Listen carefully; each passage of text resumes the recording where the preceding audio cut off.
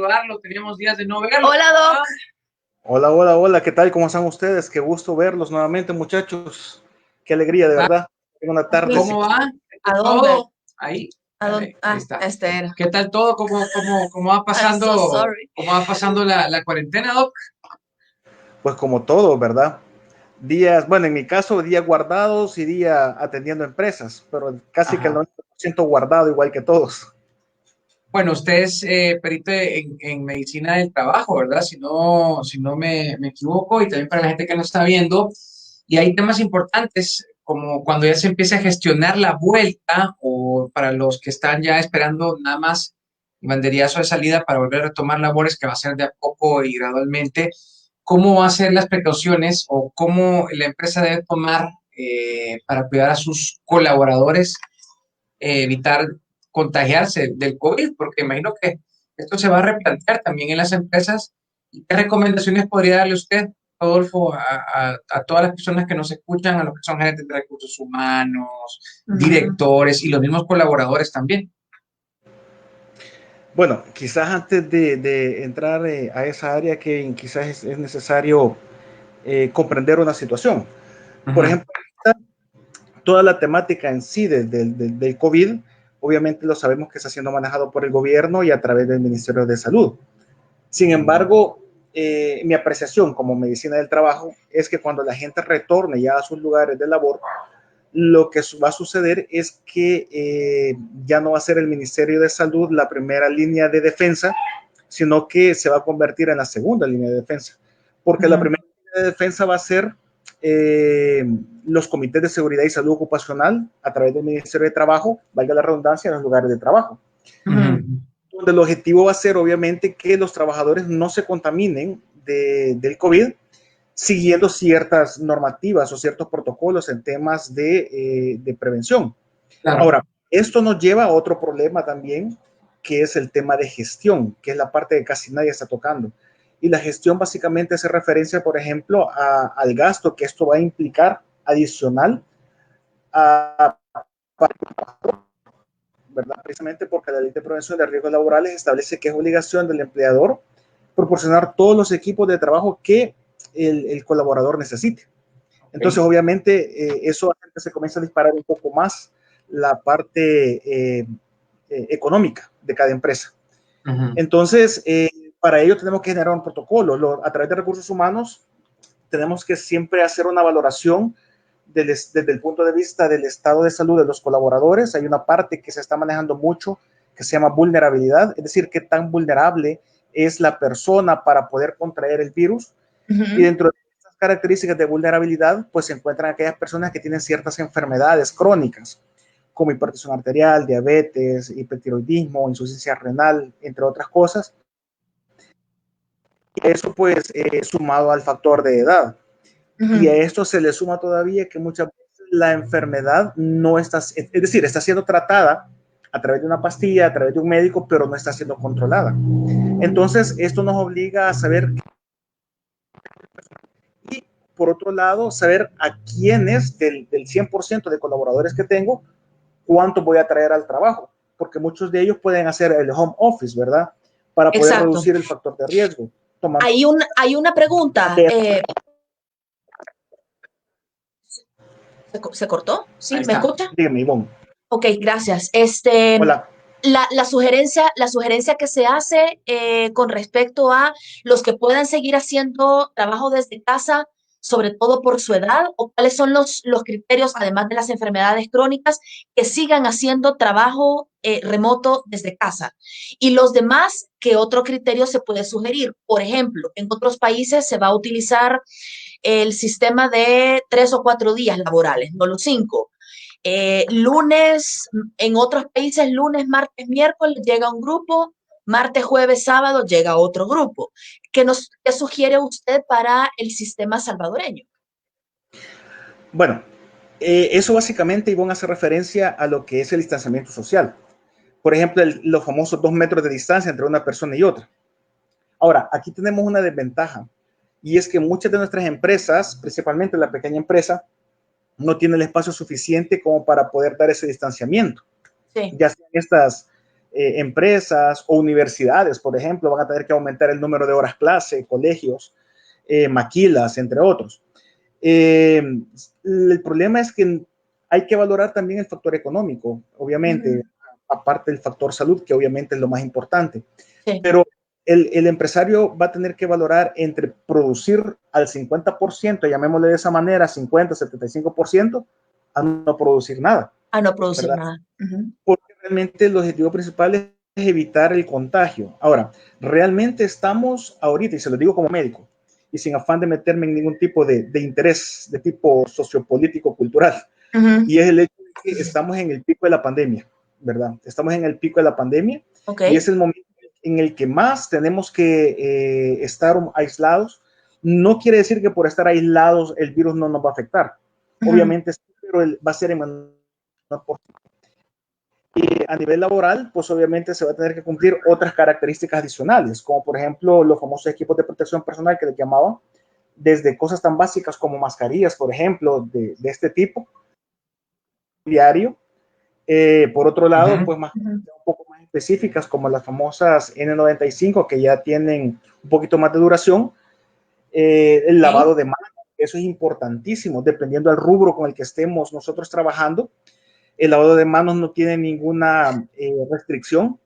El uso, bueno, de alcohol gel, yo en lo personal, pues muy punto y aparte, prefiero el alcohol líquido 90 para poder desinfectarnos las manos y porque se seca más rápido.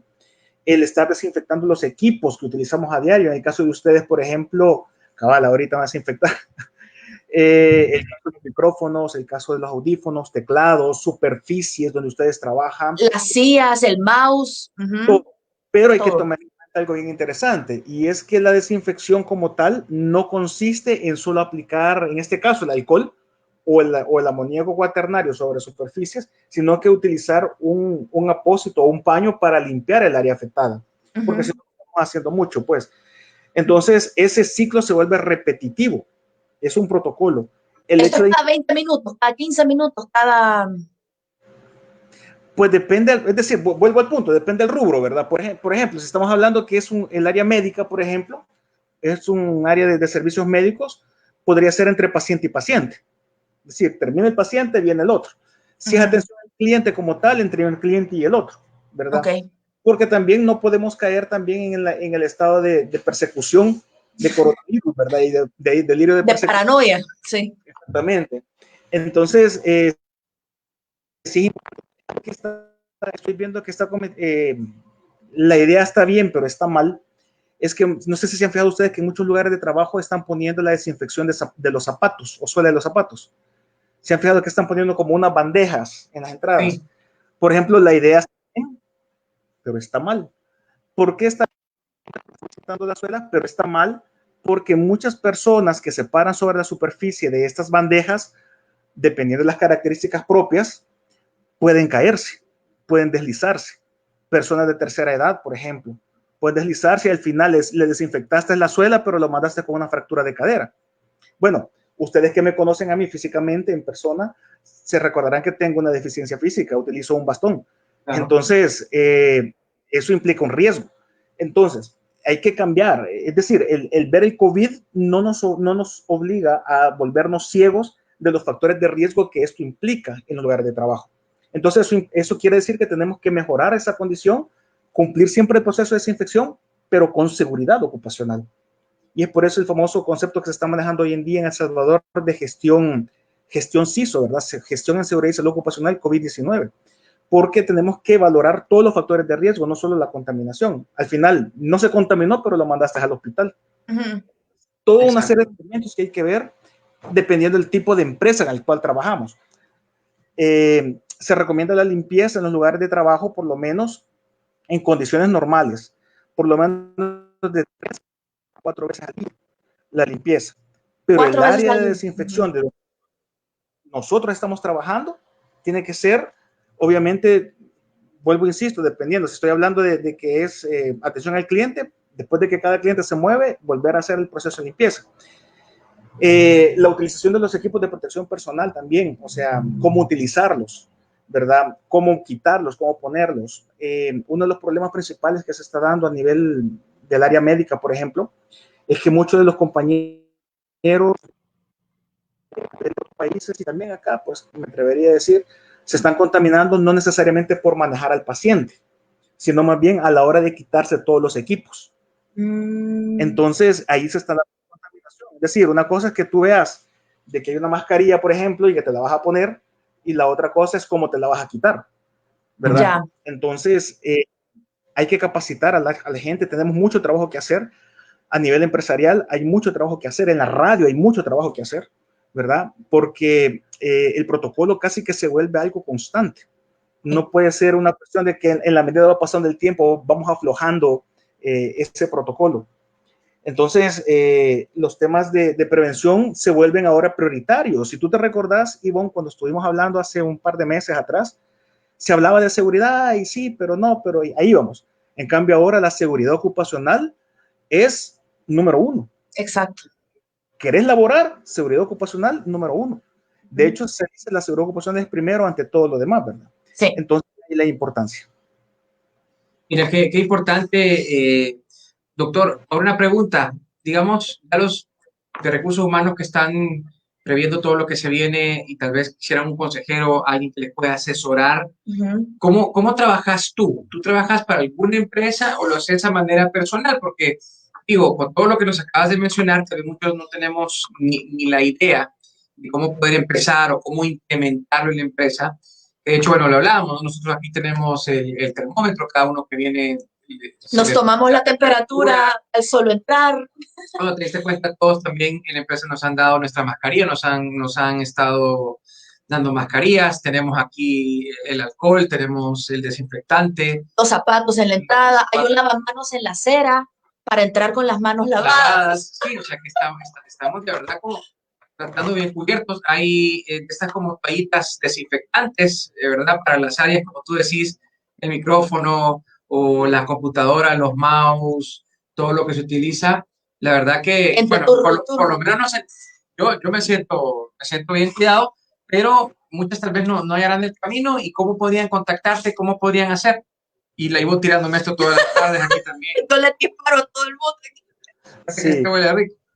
Bueno, Kevin, te comento. Bueno, yo soy perito en medicina del trabajo.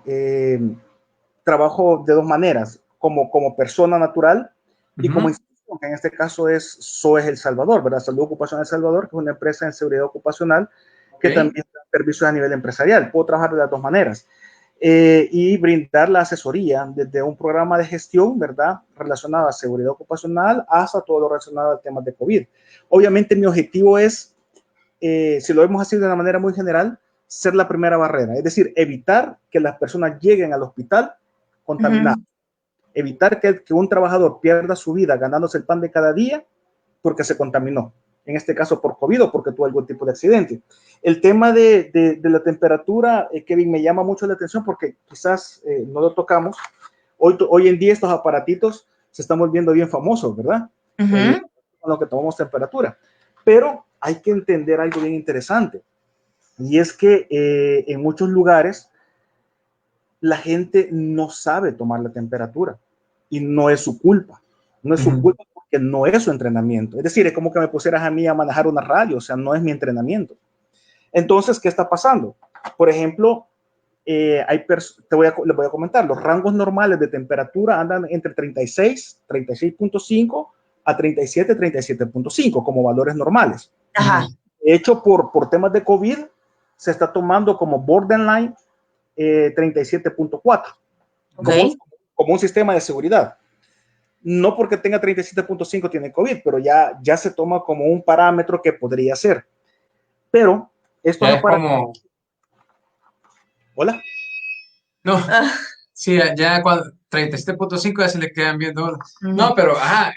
Pero a lo que quiero llegar es lo siguiente. Muchos de estos aparatos nosotros los vemos, pero creemos que todos son iguales. Por ejemplo, hay unos aparatos de este tipo que son aparatos para medir superficies calientes, tableros eléctricos, y donde su valor comienza a partir de los 50 o 60 grados centígrados. Entonces, cuando vienes tú y te ponen este aparato para ver tu temperatura y marca 28, por ejemplo, 28, 27, Entonces la gente dice, ah, está normal, que entre. Pero en realidad el aparato quizás probablemente no sea el adecuado, uno, esté mal calibrado, dos, o no tenga la función puesta para medir temperatura corporal, sino que temperatura superficial. Entonces, eso obviamente está generando conflictos y es por eso de que el Ministerio de Salud está solicitando de que en los lugares de trabajo existan enfermeras o médicos. Quizá en este caso enfermeras por cuestiones de costos, que existan enfermeras para que puedan valorar esta situación. Entonces, esos errores te dicen, ah, puedo tener 28, pero 28 es una persona que está en hipotermia, está helado, está congelado, ¿verdad? O sea, realmente... Muerto por dentro. Ajá. Está muerto. Entonces no funciona.